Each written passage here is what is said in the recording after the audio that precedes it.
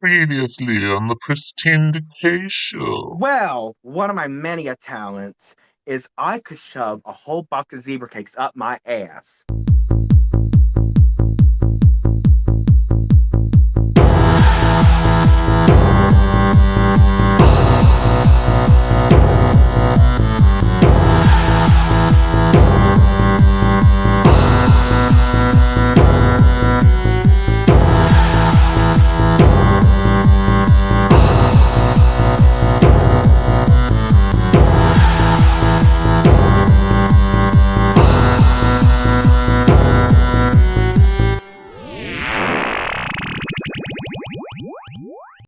Percocets, hi, how are you? Oh, I'm doing great. How are you? Here, here in the Velveteen Coffin studio. You look incredible. Thank you. Thank you. This makeup was inspired by anxiety and a pimp named Slickback. I'm so curious uh, to the story behind your drag name. Can you tell us about it, where it came from, and why you named yourself Percocets? Well, I used to work in a pharmacy as a technician. I was like asking the pharmacist, "Can I get a Percocet?" I meant to say Percocet, but I said Percocets on accident, and I was like, "Okay, great, no one heard that." But also, that's a great drag name, and I love Kesha, so dollar sign, so like sex sells. And then the King came from my Instagram handle was King Perka, and then people kept calling me that, and I'm like, this if we can't beat them, join them. It is a great drag name, and it is one that is marketed so well. I mean, I can't take a Percocet without thinking about you. Yay! Actually, I'm a poser. I've never taken a Percocet. Well, you know what? I don't think you have to take one if you are the Percocet. I do want to talk about your drag and the things that you're involved with because, to my understanding, you're one of the admins on Drag Kings Unite, the Facebook page. Is that correct? Yes, I am. I'm one of the administrators. Yeah, tell us about that. Like, what's that like, and what's the overall mission for this? Well, the mission is just to just provide a safe space for kings to connect and trade resources, learn some things, like give ideas. Like recently, someone posted talking about wanting to do more travel gigs, and being an administrator is harder than I thought it would be because Yeah. it's like got all these different kings from all over, all these opinions, all these different people with different perspectives on life, all in the same space. And I can't tell you how many times I've had to say, "Hey, buddy, you can't paint your face dark gray. Why not? You just don't do it. But don't do it. But what if I no? And I don't care if you're being an elf. It does not read well. They do it anyway. Oh, look who's getting red. Look who's getting red. Look who's getting dragged. You're right. And I love this group. It is a huge resource to kings of really every level, whether you are novice or apprentice, distinguished, whatever. It is a great place for people to come and learn a thing or two, share a thing or two, and really just be a part of the community and unite as the fierce kings that you are and a lot of people on there are or aspire to be. One thing that I absolutely love and adore about you, Perk, can I call you Perk? Yeah.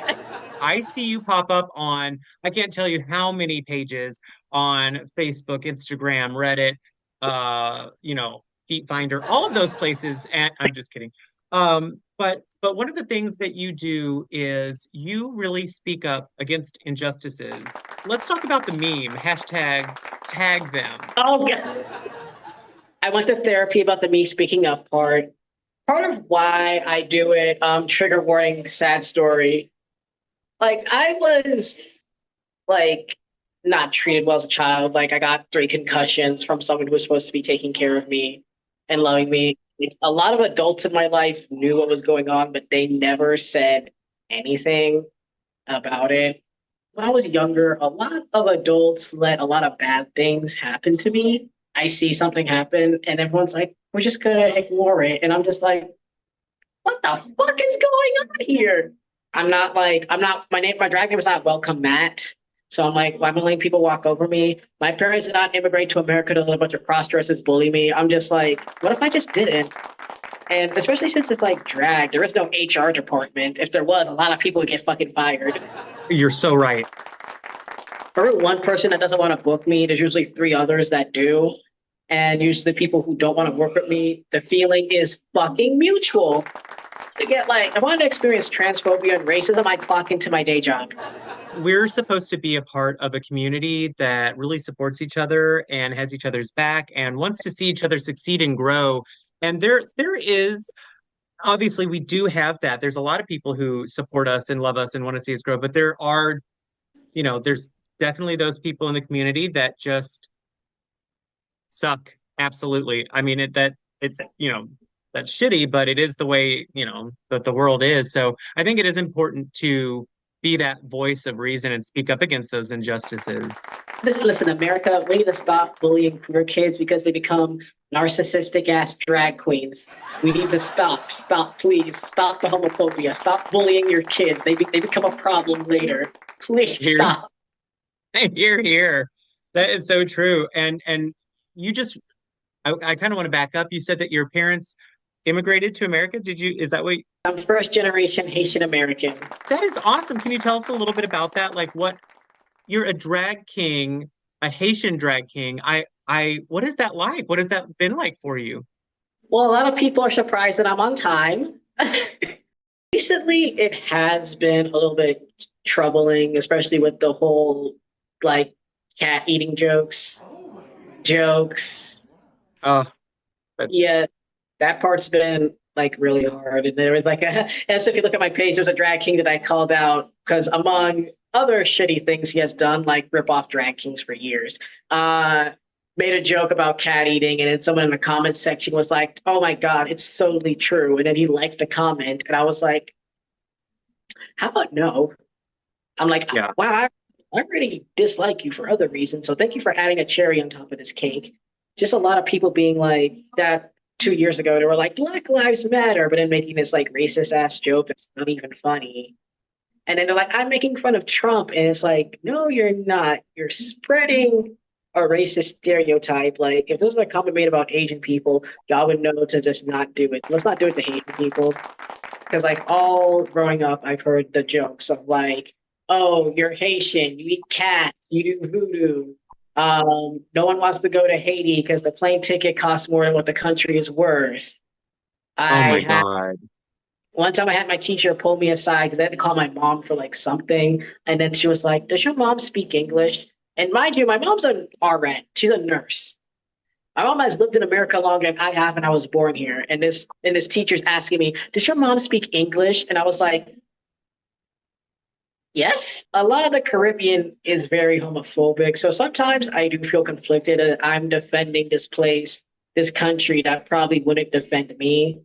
But meeting a lot of other queer Haitians, like Scenario out in Brooklyn, Misbehaving out in San Francisco, very affirming. Like, oh my God, like when I think I missed a memo or like some kind of text message in the WhatsApp chat, but there was a lot of Haitian people in Boston. Really? Yeah, like I was outside Legacy. I hear a group of people just speaking Creole, and I was like, my people. Now it's very one-sided. Like I can't speak it, but I understand it. I went to go order Haitian food once and I'm like, oh, I forgot to, oh no. I was like, I was like the shit. I think I felt my grandmother just looking at me like, I was like, okay, so. Back to that meme. Okay, so the origin of Tag Them is actually very funny. So I am autistic. I have anxiety. Therefore, I think everyone hates me. So someone will make a vague post and I'm just like, are they talking about me? Is it me? Am I the problem? And then also there was an instance of a drag queen that like recently me and a friend, like at that time we called her like kept talking to her, be like, hey girl, how come all these lineups are white? And you can't use the excuse that I was out of town because I live in Charlotte. I'm like, there are niggas in every corner of Charlotte. I'm like, this is Charlotte, North Carolina. If this was Asheville, I would understand, but I live in Charlotte, North Carolina. At the time, there even was like Erica Chanel was doing a monthly Black Girl Magic show. So it's like, okay, so when your two Black friends are out of town, that's really, you can't find anyone else? And it was like just booking all white shows and also being a part of all white shows. And then being like, oh, well, I can't control how other people book their shows. I'm like, yes, you can. These are people that you book and also they're your friends. Y'all went to EDC together. What do you mean you can't tell your friend? Then they made like a sob story post on Facebook being like, if I'm in your show, if I can't control a lineup that I'm not in, I'm sorry you're not, I'm sorry, I can't do it. And I was like, oh, so why don't you tell people what you're talking about? Like, why don't you tag? What are you talking about? People had to, because face value, that looks innocent, but if people had the full context of, I said this because I said why all your shows are all white, the story would be completely different.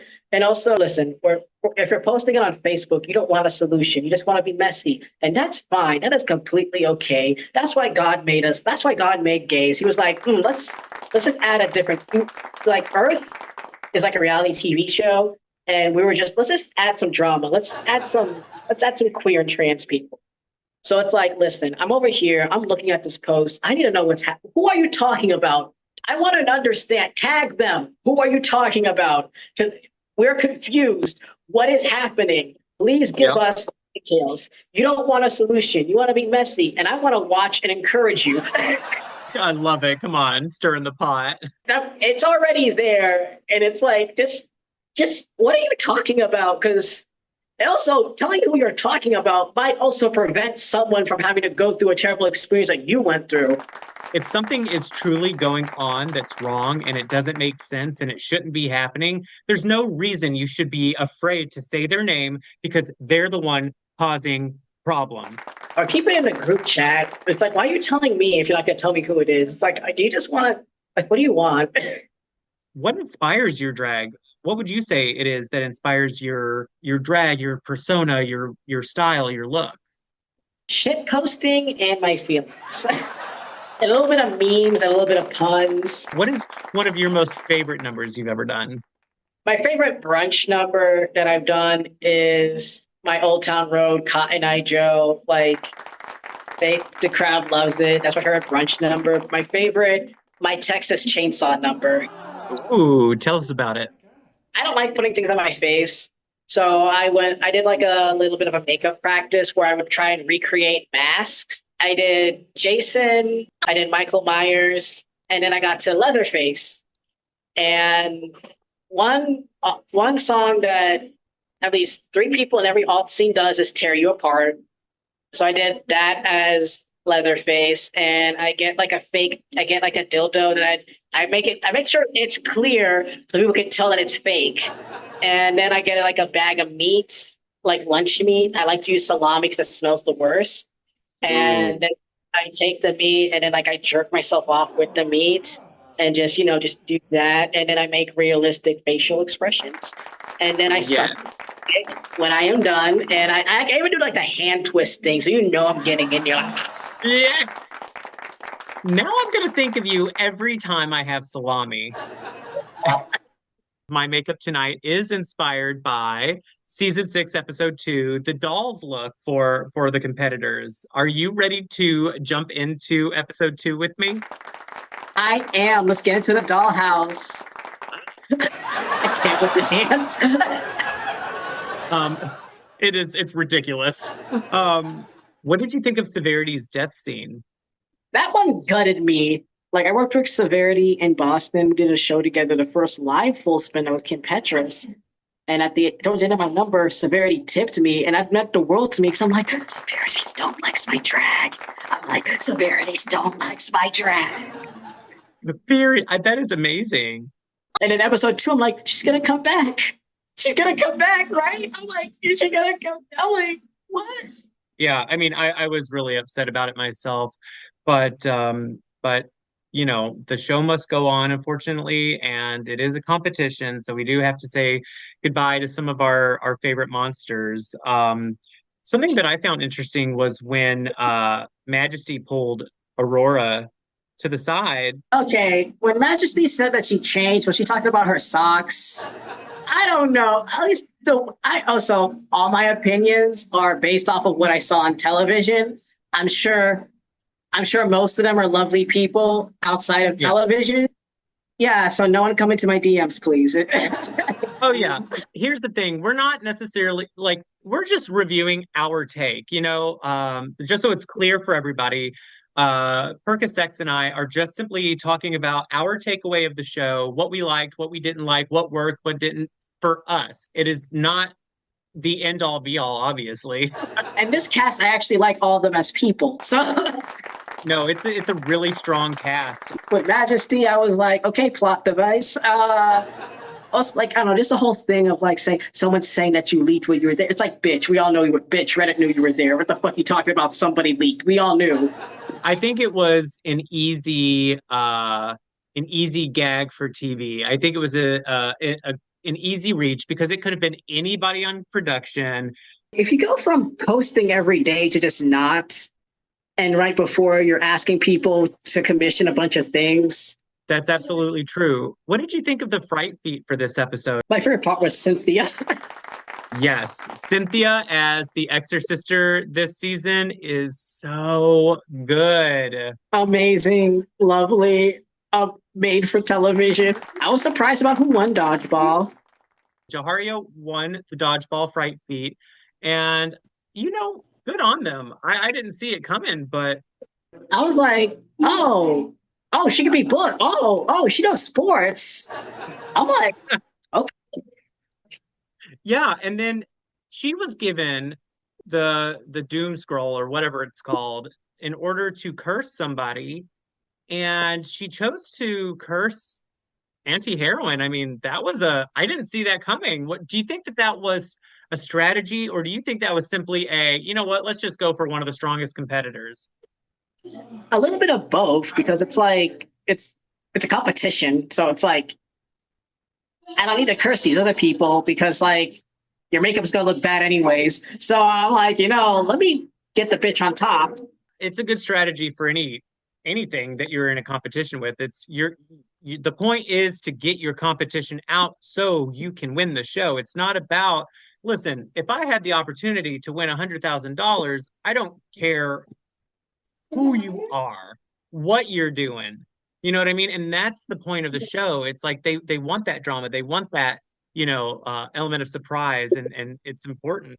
I'm surprised about the whole alliance unfolding between Pi and Asia. And, I understood both parties in that, though.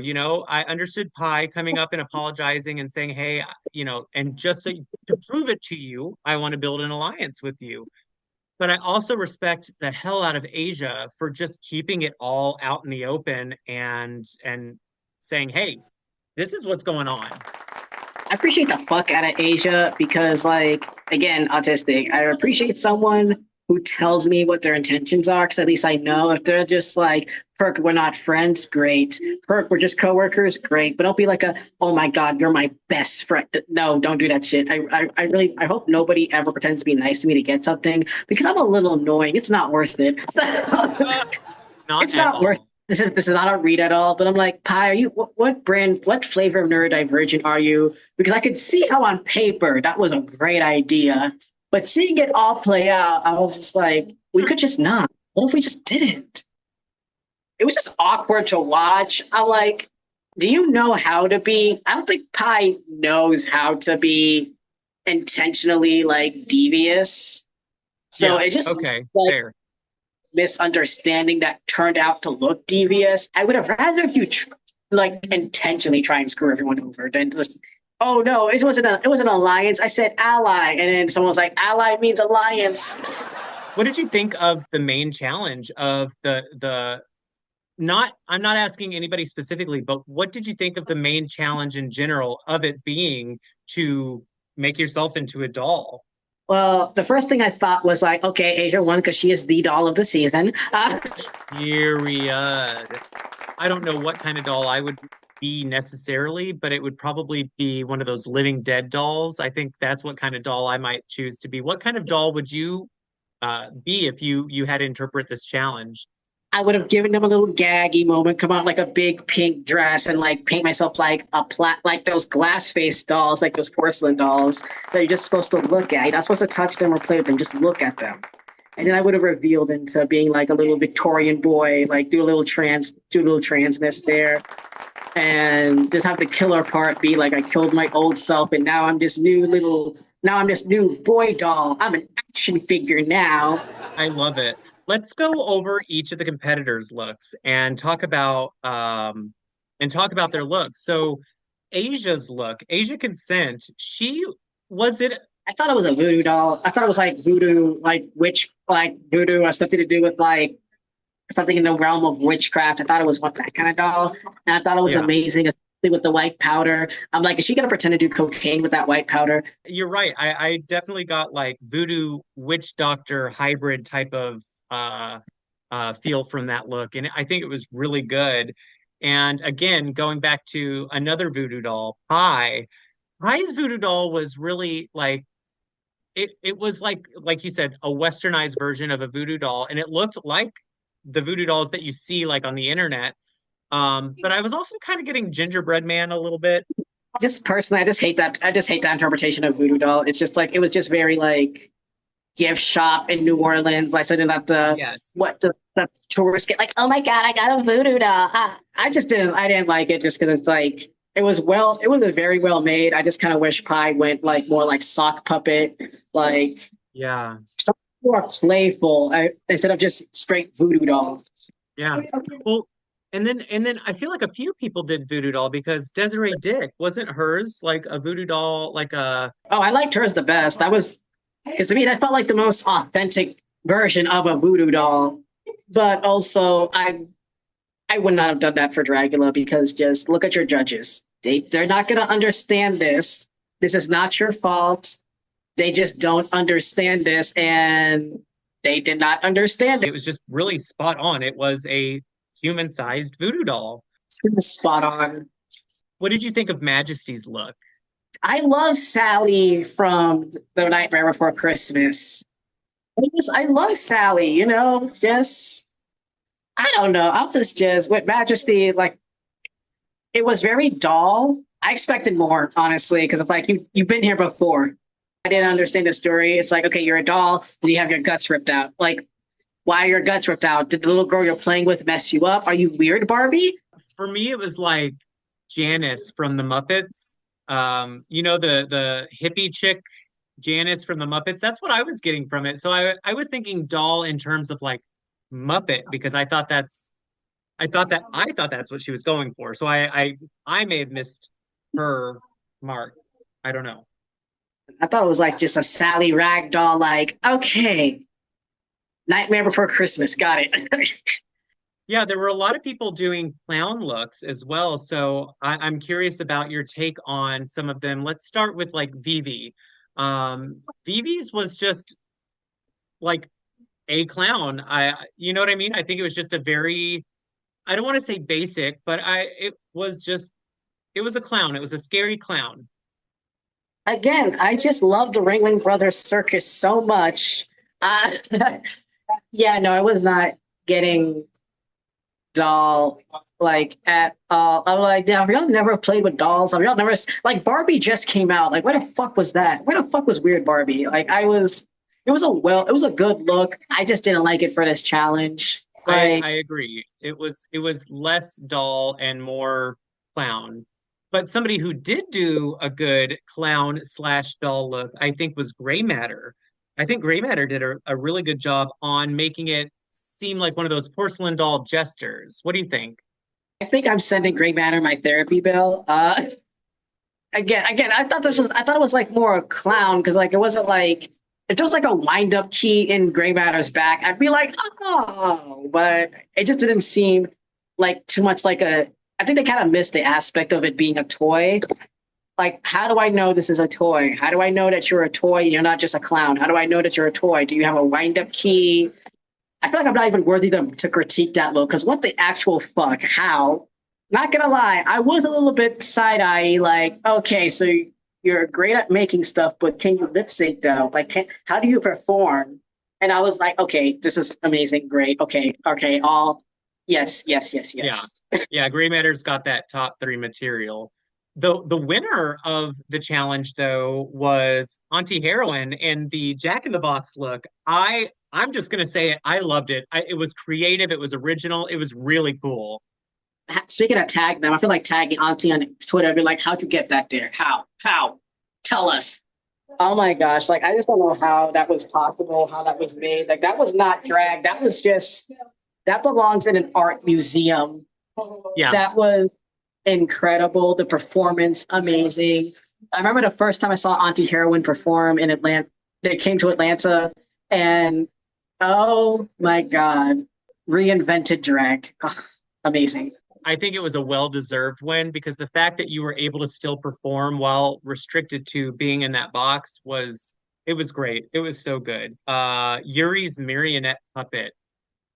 What I'm conflicted about it because on one hand, I absolutely love it, but on the other hand, I thought like it was just a little toned down in comparison, I think, but it was still the coolest, I think, idea of them all, like a marionette puppet to keep those strings up. That was really cool. I love formaldehyde. So I'm sorry. When I saw the mask, I'm like, that's all I kept thinking. I'm like, okay, formaldehyde got rhythm now. This is great. I'm so sorry.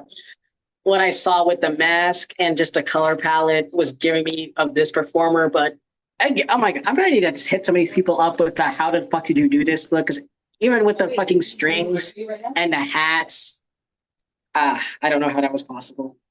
It was really well done. And again, I just wish it had that element of just going over the top. I wanted more color.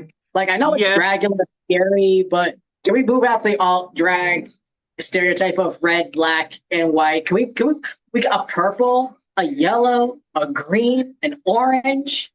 Absolutely. Yeah, yeah. Monster drag doesn't have to be monochromatic palette. You know, it can be you can have neons in there. You can have pastels, oh, pastels. But Scylla, I do want to talk about Scylla because on one hand, I got I got Doll. I saw it, but then I also got I'm just gonna say it, I got John Benet Ramsey. I love Scylla too. And everything I'm about to say is with love because I know Scylla can do way better than what we saw on television. Because like the thing is, there's like so many. Even if you look closely at that costume, there are so many things that were just like not really well polished, not really well done. That if you had gone with a character that is supposed to be unhinged and not well put together, but do it in a well way, it could have come across great. Like how many people have a fucked up Barbie doll? How many people have fucked up a Barbie doll? So I just feel like Scylla just didn't have that level of polish that was needed at this kind of competition. The idea was great, but I really wish Scylla played to more of their strengths. It looked great on paper, I'm sure, but like seeing it go down the aisle, I'm like, why the fuck is there a boa? Get rid of the boa. Like, get rid of it, get rid of it, get rid of it. What are you doing? What are we doing? What are we doing? And I want to touch on what you were saying about, taking a doll, an actual doll, and reimagining it. Jaharia did hers, I think, a justice. They were saying Monster High doll, and that's what I thought she was before they even mentioned that word. I was like, this is very Monster High doll. And then the judges said that, and I'm like, yeah, I got it. I'll be honest, I didn't care what the fuck Jaharia was wearing because the performance did it for me. She could have came out there with a potato sack and I would have been like applauding. She boots the haunted house down is what she did. I think she knew it was a performance challenge. She picked something that she could move in because she knows that she can perform. Because I love Desiree's look, but the tragic downfall is, girl, you can't move. Like, Jaharia wants to do everything she fucking wanted to do. Yeah, it was, I don't care what, I was like, I'm not sure what kind of doll this is, but I'm still living. Jaharia really, took up a lot of space on that stage. And I'm so happy she did because she was saying, like, I'm here. Like, here it is. And she delivered. It was a close call for me because she could have easily won this challenge, I think. If the look was a little bit bigger, she would have. And what I really love is this episode's guest judges. I mean, Don Mancini and Jennifer Tilly. I mean, Chucky. It was bittersweet because I'm like, RIP, the new season of Chucky getting canceled. There's a short drag king with a dream and a Halloween booking. Yeah, I love these guest judges. And I think that, Jennifer Tilly is mother and Don Mancini is father, to be honest. And I think they look great. And I think they really did give some great critique and criticisms and advice. And seeing Jennifer Tilly, just her nurturing, way with Desiree was so sweet. It was so wonderful. She cried into the supple breast of Jennifer Tilly. The fuck? The soft and supple breast of Jennifer Tilly, absolutely. What did you think of the Boulets look? I mean, they looked amazing, I think. They looked amazing. It looked sickening, but there's some of the outfits they wear. I'm just like, are you okay? Like that Yeah, cage. Are you okay? you're right. It did. It looked rather uncomfortable personally, but it looked fabulous. I mean, it looked amazing. I like how their outfits were the same but subtly different. That final extermination challenge with the human pincushion. Could you do something like that? Could you go through and let people just pierce you over and over like that? Oh, Diva, I didn't watch it. The teen boy that's afraid of needles. I'm just like, what if I just did it? I'd rather them put a needle through my pussy lips than my neck because I'm just like, you can like pierce my clit on television. You're not gonna get shit near my neck. Yeah, I don't think I could do it myself. I mean, I would obviously go into doing it and have them start on something, maybe not so crazy right away. But like when I saw the kneecaps, I was like, well, at least there's a lot of skin down there. So hopefully it's not that bad. But you're right, the neck is what got me. Also, just in general, it's hard for doctors to draw blood for me because dehydrated. So like every time I get blood drawn, they have to take it from my hand. That's what they did to me was they drew blood from my hands and well, here we are. But then of course, at the end, Scylla, she doesn't make it. Really a spoiler, didn't we know? If you haven't watched it, Perk and I are going to ruin it for you. Scylla goes home at the end of episode 2. I think Scylla's a great artist and performer, but I do think that it was a fair time to go. Personally, I love to see what they have for the rest of the show, as I would love to see all of their looks. But yeah, I think the look really just wasn't up to par with the rest. I think that Desiree Dick really pushed through and showed her toughness with the human pincushion challenge. I really do. Yeah, I just wasn't there. Like I knew Desiree was gonna make it out because I've worked with Desiree a few times before, and let me tell you, there was no one more determined than she is. The way she Yeah. holds the DC alt scene, like making all these shows, planning it herself, like just seeing the kind of work, love, and dedication she puts to her drag when she makes her own drag. It's amazing. And I was like, you're not going to extinguish that fire, not with that cup of water. Desiree brings the passion. Desiree keeps proving why they even do art like this to begin with. They just keep bringing it week after week, and I love it. I'm rooting for Desiree. Yeah, like and even now online with the haters, Desiree's like, I was bullied for my parents. Why y'all coming for me? I'm just like, fair. I'm so glad and grateful and honored to have had this moment with you to review Dragula. Before we go, because I know that you are a very busy showman and I don't want to take up any more of your time, where can people find you? My Instagram is the King Perka. I'm also on Facebook as Perka6. If I don't accept your friend request, it may or may not be personal. And they can also catch me. I'm about to go on a Southwest Scarelines tour. Ooh, I love that. I was just about to ask, where can everybody find you next? If you all follow me on Instagram and Facebook, I'll have my full tour schedule posted there. EXXX, it has been an absolute honor, and thank you so, so much for coming on the Pristine Decay Show. All right, thank you for having me. Thank you so much, EXXX. You have been phenomenal. Thank you, everybody, for tuning in to the Pristine Decay Show, episode 4. And until we meet again, stay decayed.